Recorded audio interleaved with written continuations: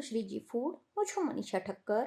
આજે આપણે ગરમીમાં પીવાની મજા આવે એવું સરસ મજાનું ઠંડુ ઠંડુ કોલ્ડ કોકો કેવી રીતે બનાવવું એ જોઈશું. તો ચાલો આને બનાવવાનું શરૂ કરીએ. કોલ્ડ કોકો બનાવવા માટે 500 ml ફૂલ ફેટનું દૂધ લેવાનું અને એને ગાળીને એક વાસણમાં ગરમ થવા માટે મૂકવાનું છે. દૂધ ગરમ થાય ત્યાં સુધીમાં એક વાટકીમાં 2 ચમચી કોકો પાવડર અને 2 ચમચી કોર્નફ્લાવર એડ કરવાનો.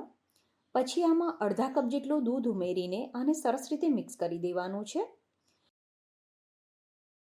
હવે જે દૂધ આપણે ગરમ થવા માટે મૂક્યું છે એ આ રીતે થોડું ગરમ થઈ જાય એટલે જે કોર્નફ્લોર અને કોકો પાવડર મિક્સ કરીને રાખ્યું છે એ આ રીતે એડ કરતા જવાનું અને એક હાથથી એને હલાવતા જવાનું. આ રીતે એને હલાવતા જવું ખૂબ જ જરૂરી છે કેમ કે આપણે કોર્નફ્લાવરનો ઉપયોગ કર્યો છે એટલે આ રીતે હલાવવાથી એમાં ગઠ્ઠા નહીં પડે. તો કોર્નફ્લાવર અને કોકો પાવડર ઉમેરીને દૂધને આપણે 2 મિનિટ માટે ઉકાળવાનું છે. 2 મિનિટ પછી તમે જોશો તો દૂધ થોડું ઘટ થઈ ગયું હશે. આ સમયે આમાં 6 ચમચી ખાંડ ઉમેરવાની. હવે ખાંડ ઓગળે ત્યાં સુધી આપણે આને ઉકાળવાનું છે.